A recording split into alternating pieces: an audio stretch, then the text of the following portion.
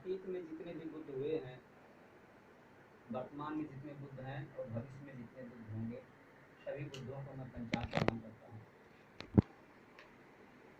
साथियों, बहुत से लोग जो है बुद्ध के बारे में भ्रमित रहते हैं। बुद्ध एक डिग्री है, बुद्ध कोई व्यक्ति नहीं। इसीलिए जो है अतीत, वर्तमान और भविष्य की बात की गई है बुद्ध के बारे में। तो हम जो है उस डिग्री को नमन करते हैं, उस अनुसंधान को नमन करते हैं जिसके नाते जो है सिद्धार्थ बुद्ध बने थे।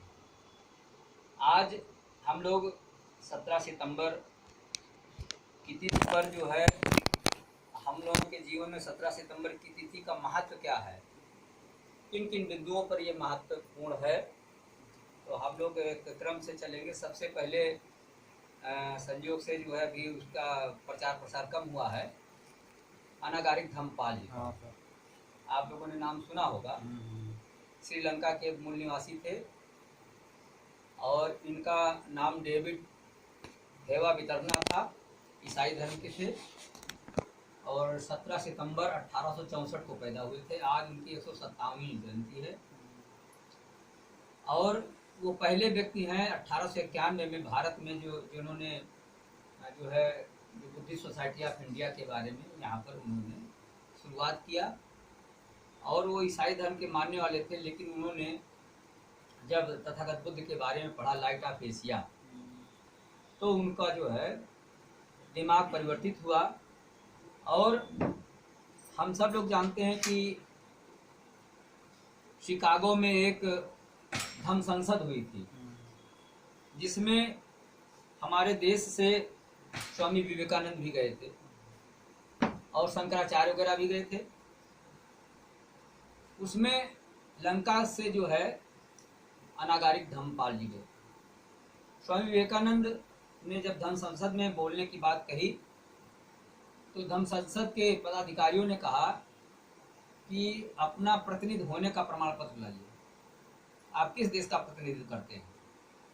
तो कहा भारत का। तो कहीं भारत के जो लोग आए हैं तो अगर आपको लिखकर दे देंगे कि आप हमारे प्रतिनिधि हैं, तब आपको बोलने का मौका मिलेगा।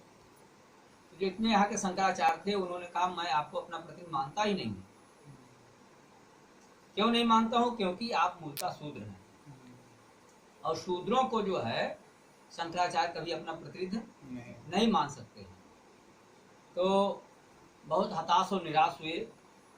तब अनागारिक धम्मपाल जी ने कहा कि मैं अपने समय में से 5 मिनट का समय आपको देता हूँ, और उन्होंने लिख कर दिया कि मैं अपना प्रतिनिधि के रूप में इनको 5 मिनट का समय देता हूँ। तब उनको बोलने का मौका मिला और उन्होंने उस धम्म संसद के बारे में, इंसान और इंसानियत के बारे में जो बातें कही। और पहली बात विवेकानंद को एहसास हुआ कि हाँ, हमारा समाज जिस रूप में जी रहा है वो उसका रूप और स्वरूप नहीं है। उसका रूप और स्वरूप कौन सा है? जो अनागारिक धम्मपाल जी ने हमको एहसास कराया है। तो जैसे आज भी जो है कायस्थ समाज अपने आप को शूद्र नहीं मानता है, पिछड़ा नहीं मानता है, क्योंकि सामाजिक परिवेश में उसने अपने आप को इतनी उन्नति कर लिया है, या यूँ कहिए कि सवर्णों के साथ उठने बैठने के नाते उसका कार्य व्यवहार हम लोगों की परिस्थितियों के विपरीत है। जबकि बौद्ध धर्म का इतिहास उठा के देखें तो कायस्थों का बहुत बड़ा योगदान रहा है। तो ये जो है अनागारिक धम्मपाल जी ने जो है साधारण कार्य नहीं, असाधारण कार्य किया। जो है भारत में, यही नहीं, जो बौद्ध गया में हमारे जो है बौद्ध टेम्पल पर जो कब्जा किया था शंकराचार्यों ने, उसके लिए इन्होंने बहुत ही मतलब संघर्ष किया और लिखा कि ये मेरा संघर्ष पूरा नहीं हो रहा है, ये संघर्ष आने वाले दिनों में भारत के तथागत बुद्ध के अनुयायियों को करते रहना पड़ेगा। और वो यथार्थ है कि आज भी जो है हमारा बुद्ध गया का जो वो है बुद्ध विहार, वो आज भी स्वतंत्र नहीं हो पाया है। वहाँ का डीएम अध्यक्ष होता है और जितने उसमें मैनेजमेंट में होते हैं उसमें हिंदू धर्म के लोगों को रखा गया है, जबकि हिंदू धर्म के जो है मैनेजमेंट में बौद्ध धर्म के लोग नहीं रखे गए। तो इसका संघर्ष आज भी चल रहा है बौद्ध गया की मुक्ति का। तो उस समय उन्होंने संघर्ष किया था और वो संघर्ष आज भी जाए। तो अनागारिक धम्मपाल जी ने जो है वो पहले व्यक्ति थे जो इन्होंने भारत में बुद्ध धर्म की नींव डालने का काम किया था। बहुत से लोग अनागारिक के बारे में अनभिज्ञ रहते हैं। अनागारिक क्या होता है। अनागारिक उसको कहते हैं बिना घर का, जो अपना घर छोड़ दे। दो प्रकार के लोग घर छोड़ते हैं, एक चीवर धारण करने वाले और एक बिना चीवर वाले, तो वे अनागारिक कहते हैं। जैसे अपने यहाँ अनागारिक सुमित जी आए थे, सुबूत जी इंग्लैंड से आए थे, तो एक वो भी अनागारिक थे, ये भी अनागारिक थे। और जब ये लोग घर छोड़ देते हैं तो कभी अपने घर नहीं जाते हैं और पूरा जीवन इनका जो है केवल धर्म प्रचार के लिए रहता है। तो इस तरीके से जो है अनागारिक धर्मपाल जी का जीवन जो है बौद्ध धर्म के विकास में जो उन्होंने योगदान किया है, वो योगदान आज भी लोग नहीं कर पा रहे हैं। तो और पेरियार रामास्वामी नायकर 1879 में, जैसा कि आप लोग जानते हैं, पैदा हुए थे। लेकिन पेरियार साहब का जीवन जो बचपन का था, वास्तव में वो बहुत कम पढ़े लिखे थे और आज के हिसाब से कहा जाए तो वो जो है साक्षर की स्थिति में थे। तो लेकिन इसके बावजूद उनकी सोच कबीर की तरीके से थी। जैसे मस कागज छुओ नहीं, कलम गही नहीं हाथ। कबीर साहब पढ़े लिखे नहीं थे, लेकिन प्रकांड विद्वान थे और अपने बुद्धि और विवेक से जो है हर चीज का वो क्या कहते हैं समाधान करने में सक्षम थे। उसी तरीके से पेरियार रामास्वामी नायकर थे, जिन्होंने सेल्फ रेस्पेक्ट मूवमेंट एक आंदोलन चलाया था, आत्मसम्मान आंदोलन। लोगों को बताया था कि आप लोगों के अंदर भी आत्मसम्मान होना चाहिए। आप लोगों का आत्मसम्मान मर चुका है और मरे हुए आत्मसम्मान का व्यक्ति जिंदा नहीं होता है। इसलिए सेल्फ रेस्पेक्ट मूवमेंट के ओर उन्होंने बड़ा जोर दिया और जो कार्य उन्होंने किया उस कार्य को बाबा साहब ने संविधान में समाहित करने का काम। जैसे विधवा का पुनर्विवाह, सती प्रथा पर रोक, बाल विवाह, ये सब पर जो है इन्होंने एक कार्य को किया था। और इन्होंने स्वयं जो है एक बौद्ध संगीत जो है लंका में, उसमें सब परिवार गए थे शामिल होने के लिए। और इन्होंने कहा था कि बुद्धि का प्रयोग होना चाहिए। बुद्धि का आशय था कि हमारी बुद्धि का प्रयोग दो प्रकार से होता है, एक तर्क संगत होता है, एक अतर्क संगत होता है। तो तर्कशील सिद्धांत के ये अनुयायी थे कि तर्कों पर आधारित जिन देवी देवताओं को, जिन लोगों से आप लोग डरते हो, उनको तर्क की कसौटी पर, विज्ञान की कसौटी पर जांचने परखने का कार्य करो। आपको मालूम हो जाएगा कि जिन देवी देवताओं से आप डरते हो, फिर वो देवी देवता आपसे डरने लगेंगे। और उन्होंने तमाम प्रकार के उदाहरण दिए कि मंदिरों में आप कुत्ते और बिल्लियों को देखते हैं, वो जाते हैं और भगवान के ऊपर जो है वो अपना भी इस विषमता मूलक समाज को समता मूलक बनाने के लिए हमें ये कार्य करना होगा। और जब जस्टिस पार्टी बनी तब उन्होंने उसमें जो है अपना विलय किया और जस्टिस पार्टी के माध्यम से उन्होंने जो कारवां चलाया पूरे तमिलनाडु में, वो आज भी चलता है कि साल में 2 बार जो है वहाँ पर एक हाथ में कैंची और दूसरे हाथ में काला पेंट, कैंची से चुरकी और जनेऊ काटने का कार्य होता है, काले पेंट से जो है जो मस्तक में तिलक लगाए होते हैं इसको पोत दिया जाता है। इसलिए गांवों से सारे ब्राह्मण जो है भागकर शहरों में मंदिरों को तोड़कर, सरकारी आदेश देकर मंदिरों को तोड़कर वहाँ विद्यालय की स्थापना कर रहे हैं। और जो मंदिर रजिस्टर्ड हैं, उन रजिस्टर्ड मंदिरों में SC ST OBC के लोगों को क्रमवार उसमें महंत और पुजारी बनाने का काम कर रहे हैं। तो ये उस धरती पर, उस जो है क्या कहते हैं सामाजिक व्यवस्था में पेरियार पैदा नहीं होते हैं। पेरियार जैसे लोगों को सामाजिक व्यवस्था पैदा करने का काम करती है। कबीर पैदा नहीं होते हैं, कबीर को सामाजिक परिस्थितियों ने पैदा किया। उसी प्रकार से जो है इन्होंने सामाजिक परिस्थितियों ने जो है इनको जानने समझने का काम किया। एक बार की मीटिंग थी, वहां पर कांग्रेस की बैठक चल रही थी। इन्होंने गांधी को केवल मिस्टर गांधी कह दिया था, महात्मा गांधी नहीं कहा था, क्योंकि वो जानते थे आत्मा परमात्मा होती नहीं है, इसलिए हम इन्हें महात्मा नहीं कहेंगे। मिस्टर गांधी कहने के नाते कांग्रेसियों को बहुत बुरा लगा कि आप गांधी जी को मिस्टर गांधी कह रहे हैं, सारे लोग महात्मा गांधी कहते हैं।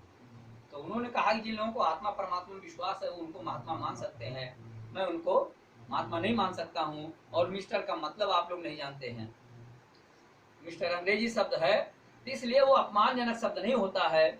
जैसे सर शब्द जो होता है, सर शब्द अपमानजनक है, लेकिन अंग्रेजों की वजह से हमारे देश में आज भी सर का प्रयोग किया जाता है। सर का अर्थ होता है SIR, स्लेव आई रिमेन, मैं गुलाम रहूंगा, इसका फुल फॉर्म ये होता है। अंग्रेजों के समय में यही कहा जाता है, लेकिन आज भी विदेशों में राष्ट्रपति को मिस्टर राष्ट्रपति कहा जाता है, सर राष्ट्रपति नहीं कहा जाता, मिस्टर राष्ट्रपति कहा जाता है। तो ये चीजें जो है, क्योंकि तमाम लोगों को सर की उपाधि, आप जानते होंगे राव साहब कि हमारे देश में सर की उपाधि और तमाम प्रकार की उपाधियां दिया। जब बाबा साहब ने संविधान बनाया, सारी उपाधियों का अंत हो गया कि किसी को किसी उपाधि का वो नहीं, और उस उपाधि के बदले में यहाँ पर तमाम जमीन और क्या क्या मिल जाता था, उनको जो है सुख सुविधा मिल जाती थी। तो वो सारी चीजें जो है खत्म कराएं। तो उस पर जो है पेरियार साहब ने कहा कि मिस्टर जो है को जो है हम मिस्टर ही कहेंगे, हम महात्मा नहीं कह सकते हैं। और मुझे आत्मा परमात्मा में और जो है आपके भगवान में, इसमें मुझे विश्वास नहीं है। मैं चमत्कार में विश्वास नहीं करता हूँ। मैं विश्वास करता हूँ कि जो है, जो वैज्ञानिक व्यवस्था है, जो प्राकृतिक व्यवस्था है, जो प्रमाणिक इतिहास है, मैं केवल उसमें विश्वास करता हूँ। मैं काल्पनिक इतिहास में काल्पनिक देवी देवताओं में विश्वास नहीं करता हूँ। और जैसा कि आपने बताया कि जो है खुले ट्रक में देवी देवताओं को लाद कर जूते चप्पल मारते हुए व्यवहारिक ज्ञान था। जैसे कबीर साहब जो देखते थे आंखों से और तर्कपूर्ण जो बातें होती थी उसके आधार पर जो है वो ये कार्य करते थे, उसी प्रकार से पेरियार साहब का जीवन था।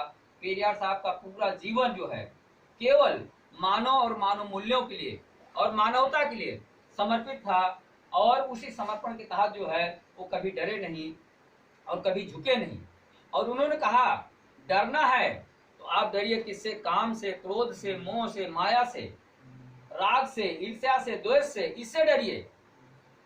मारना है तो इन शत्रुओं को मारिए। आपके अंदर मैत्री भाव होना चाहिए। मैत्री भाव का अर्थ होता है जोड़ने का। धम्म जो होता है वो मैत्री भाव होता है, मैत्री संपूर्ण धम्म होता है।